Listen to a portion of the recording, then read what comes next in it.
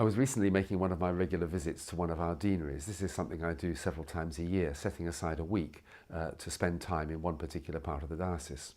In the particular deanery in question, there are a number of churches who do some really good work engaging with people who are on the margins of society in different ways. People who've been facing homelessness, people who are currently homeless, people who have addictions of different kinds, people who are facing mental health difficulties and challenges, and all sorts of other situations which mean these people are vulnerable in different respects.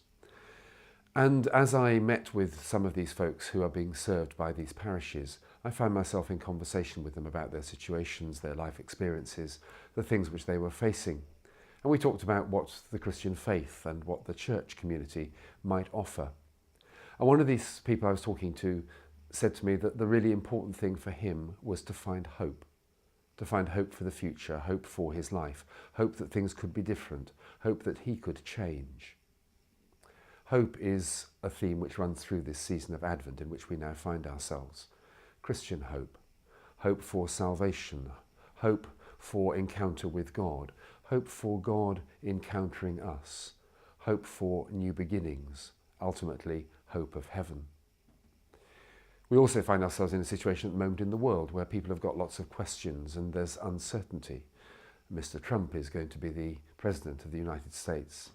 We ourselves in our own country have questions about our future relationship with Europe and with other parts of the world.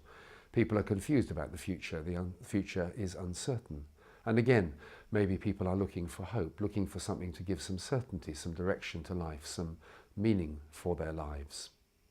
In this season, we proclaim the Christian hope, the Advent hope, the hope of the God who comes both in judgment and salvation, the God who comes after the pattern of the prophecy to bring comfort to his people, to bring encouragement, to bring the assurance of his presence. And so in this season, our worship revolves around these themes, not only of hope, but also of judgment, of the coming of God among us. And my prayer would be that in our different churches, we will be proclaiming the message of hope to a world that needs to hear about hope. It's something really distinctive that we have to say as Christians, something which we can offer into the public world, into people's lives when people are hurting, when people are facing difficulties. And so I hope that for me, myself, I will renew my trust in God and my capacity to have hope for the future, to have hope for eternity, to have hope for this world which God loves. And I pray too that we will offer hope to those around us in this season of Advent and in the coming season of Christmas. Many of us will have opportunities to do that in very practical ways.